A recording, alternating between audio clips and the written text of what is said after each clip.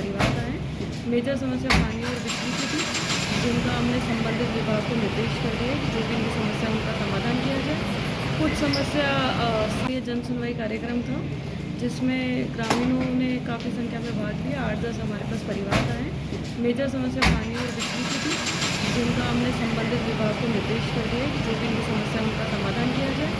कुछ समस्या सहायता प्रकरण की थी, जिनके हमने पहले ही निस्तारित कर दिए हैं, और इस प्रकार की कुछ शिकायत है। प्रदेश के सारे पार्षद हम लोग यहाँ जन सुनवाई में आए और जल समस्या के लिए हमने बात करी है कि पुष्कर में 72 से 96 घंटे के बीच में जो जल सुविधा मिल रही है, और ऊंचे जो वार्ड है जैसे थला मोहल्ला, कालो का मोहल्ला, ऊपर जो वार्ड है सावित्री मोहल्ला, वहाँ पे निरंतर पानी नहीं मिल पा रहा है। 96 घंटे 48-72 घंटे के बाद भी हमारे को प्रॉपर पानी नहीं पा रहा है। इस सारे हमारे कांग्रेस के पार्षद जनप्रतिनिधि हम लोग यहाँ जन सुनवाई में आए और यहाँ हमने हमारी बात रखी। इस तरह का आश्वासन दिया गया। मैडम ने कहा कि ये इस पे काम चल रहा है और ये पे 2-3 दिन में काम पूरा हो जाएगा। आपका नाम? टीकम शर्मा, पार्षद नगर पालिका पुष्कर। जन सुनवाई के अंदर सबसे पहले हमने मुद्दा पवित्र सरोवर के अंदर जो मछलियाँ जो मरी है सैकड़ों की तादाद में, उसे अवगत कराया गया। साथ ही उसमें जो एडिशन प्लांट बंद था उसके बारे में बोला, और जो ऑक्सीजन जब मात्रा की कमी है उसके लिए भी, जिससे कि आस्था के साथ खिलवाड़ नहीं हो। और ये क्या कि हमेशा हर साल जब ये गर्मी आती है तो मछलियाँ सैकड़ों की संख्या में का मृत्यु होती है, तो इसके लिए रोकथाम के लिए इसको अवगत कराया गया। साथ ही इसके ये कहा कि मछलियाँ जो मरती है उसका पोस्टमार्टम किया जाए कि किस कारण मर रही है वो। नंबर 2, एक अम्बेडकर जी का जो मूर्ति का अनावरण है वो अनावरण नहीं हो रहा है। अब आचार्य संहिता भी खत्म हो गई है, वो कपड़े में ढकी हुई है, और उसका जो विकास है वो अधूरा पड़ा है। ठेकेदार कह रहे हैं कि भाई कि हमारे को बजट स्वीकृत नहीं कर रहे हैं, तो बजट भी आज अवगत कराया गया है, लिखित में शिकायत दी। दूसरा है कि अपने जितने भी पुष्कर के अंदर जितने भी जो ऊंचाई स्तर पर जो वार्ड है वहाँ पानी की समस्या बरोबर बनी रहती है। वहाँ पे कोई इनकी जलदायु विभाग की मॉनिटरिंग नहीं है। तो हमने यही कहा कि भाई जब 72 घंटे में 1 घंटा पानी देते हो तो आप उस प्रेशर के साथ दीजिए। उसमें भी अगर प्रेशर नहीं दिया तो त्राई मचेगी। इनका जो जलदायु विभाग का है कोई शेड्यूल नहीं है, कब पानी दिया जाता है कब पानी नहीं दिया जाता है। तो इसलिए पुष्कर की जनता अभी त्राई पुष्कर की मची हुई है। मेरा नाम जगदीश पुड़िया, पुष्कर। आज पुष्कर उपखंड कार्यालय मासिक जन सुनवाई में हमने पुष्कर नगरपालिका को जो श्रीमान जिला कलेक्टर ने 12/11/2012 को जो शिवाईचक जमीनें आबादी विस्तार के लिए हस्तांतरित की थी, और भी जो नगरपालिका की अपनी परिसंपत्तियां हैं उनका लैंड बैंक बनाने के लिए हमने ज्ञापन दिया है, जो हमने पूर्व में स्वास्थ्य शासन मंत्री को भी भेजा है। पर आज जन सुनवाई में इसलिए दिया कि यहाँ ईओ साहब भी उपस्थित थे। तो लैंड बैंक पुष्कर नगरपालिका की संपत्तियों का बनना चाहिए। लैंड बैंक नहीं होने के कारण से भूमाफिया नगरपालिका की जमीनों पर अतिक्रमण कर रहे हैं और झूठे ये नियमन करवा के वहाँ से नामांतरण खुलवा के सेटलमेंट से नगरपालिका पे दावे करके और जमीनें नगरपालिका से छीन के बेचते जा रहे हैं। तो ये एक अंडरग्राउंड एक बहुत बड़ा भ्रष्टाचार और षड्यंत्र और घपला चल रहा है नगरपालिका और भूमाफियाओं के बीच में।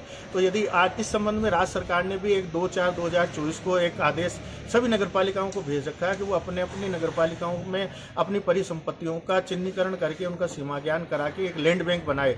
उससे मालूम पड़ जाए कि पुष्कर नगरपालिका के पास में संस्थागत जमीनें कहाँ पे हैं, आवासीय जमीनें कहाँ हैं, कॉमर्शियल जमीनें कहाँ हैं। इस प्रकार से वो लैंड का भू उपयोग सब लोगों को मालूम रहे और एक रजिस्टर में सारी सूची रहे, जिससे कोई भी मान लिया कोई जमीन अलॉट करवाना चाहता है या खरीदना चाहता है आवासीय या संस्थागत, तो उसको 1 मिनट में बटन दबाते ही सारी जानकारी मिल जाए। तो इसके लिए आज हमने ये दिया। दूसरा कि हमने पिछले 11/1/24 को माननीय जिला कलेक्टर महोदय को डूब क्षेत्र में जो अवैध निर्माण चल रहे पुष्कर सरोवर के केसमेंट एरिया में, उसके लिए ज्ञापन दिया था कि भाई अंधाधुंध जो बिना नक्शे बिना भू उपयोग परिवर्तन के भू निर्माण चल रहे हैं उन पर कोई कार्रवाई आज तक नहीं हुई है। उसके लिए एक कमेटी भी जिला कलेक्टर ने बनाई थी, पर 4 लोगों की कमेटी ने आज तक कोई अपनी रिपोर्ट नहीं दी है। ये बहाना बताया गया कि जिन कार्मिकों को शामिल किया गया उनके ट्रांसफर हो गए तो क्या नए कार्मिकों को लेके नहीं बनाई जाती है। तो ये लगता है कि इसमें शिथिलता बरती जा रही है और अतिक्रमियों का पोषण और संरक्षण किया जा रहा है, ये साफ झलक रहा है। दूसरा, जो पुष्कर विकास की बातें अखबारों में तो खूब हो रही है,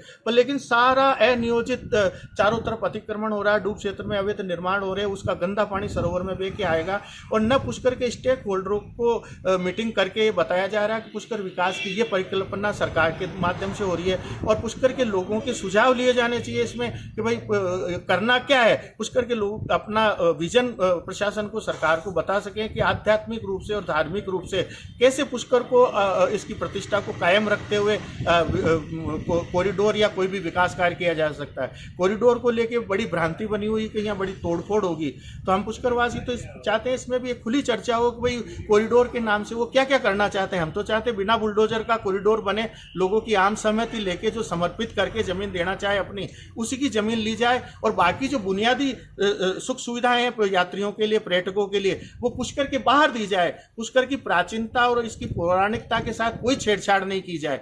ये हमारी पुष्कर विकास को लेके हमारी मांग है।